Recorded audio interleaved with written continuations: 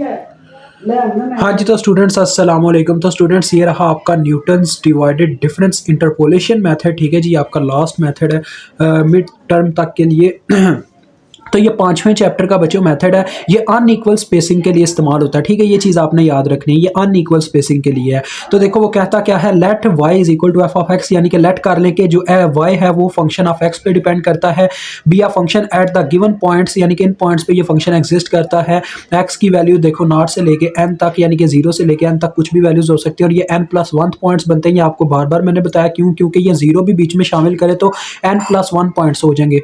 Okay, उसके बाद वो कहता है और जो इसके फंक्शंस हैं वो होंगे x0 से लेके xn तक के फंक्शन। वही बात फिर से, यानी कि y0 से लेके yn तक। ठीक है बच्चों, denote the values of function at given points, यानी कि इन पॉइंट्स पे वो वैल्यूज को क्या करता है, डिनोट करता है। तो देखो बच्चों, फर्स्ट ऑफ एक्स, ये जो फार्मूलाज है ना, ये आपके सामने इनके फार्मूलाज की वैल्यूज लिखी हुई हैं, यानी कि इनके टर्म्स जनरल फॉर्म लिखी हुई हैं। एफ ऑफ एक्स आई +1 और F of X I +1 minus F of X I और X I +1 minus X I. अब ये काफ़ी यानी कि थोड़ा ना बच्चों को मुश्किल लगता है। मैं आपको बच्चों एक्स की फॉर्म में नहीं रखूंगा, मैं आपको थोड़ा ईजी टर्म में रखूंगा। ठीक है, यानी इन जनरल फॉर्म से थोड़ा ना इजी करके दूंगा। अभी इसके जो 2 फर्स्ट क्वेश्चन हम करने वाले हैं ना, वो एज इट एज इन्हीं टर्म्स के बारे में जो भी आपको एक समझाने लगा। अगर एफ ऑफ ए भी आपको दिया गया ना, तो इसका अगर आप मालूम करना चाहते हो तो सिंपल सी बात है, पहले नंबर पे आप ऐसे ही सीधा सीधा लिख सकते हो f of a minus F of b, यानी ऊपर फंक्शन आ जाएंगे, नीचे सिंपल ए माइनस बी, यानी जिनका आप फंक्शन ले रहे हो उनको सिंपल टर्म्स को एज इट एज नीचे लिखोगे। ठीक है,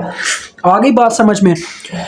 और ये जो 3 टर्म्स वाली बात है ये मैं आपको समझाता हूँ। देखिए, अगर इस तरह से आ जाए f of a b c, ठीक है, तो इसका मतलब होता है बच्चों, फर्स्ट टर्म आप पहले लिखोगे एफ ऑफ ए बी, यानी कि पहले ए और बी का, फिर आप लिखोगे minus F of b c, पहले 2 टर्म्स फिर इन 2 टर्म्स का। ठीक है, फंक्शन, और बटे में आ जाएगा बच्चों क्या नाम है, initial point minus final point, यानी जहां से आपने स्टार्ट किया वो पॉइंट माइनस जहां पे एंड किया वो वाला पॉइंट। ये इसका फार्मूला ऐसे आएगा। 4 पॉइंट हो जाए ना, तो 4 में फिर इस तरह से आ जाता है। देखो सारे फार्मूले आपके सामने लिख के दे रहा हूं, पहले ए बी सी डी, ये ऐसे ही है जैसे मैंने फर्स्ट क्वेश्चन यहीं पे कर दिया, लेकिन मैं फिर भी यहाँ पे पता क्या होगा, पहले 3 पॉइंट्स फिर अगले 3 पॉइंट्स, इस तरह से लिखा जाएगा, यानी कि f of a b c minus F of b c D,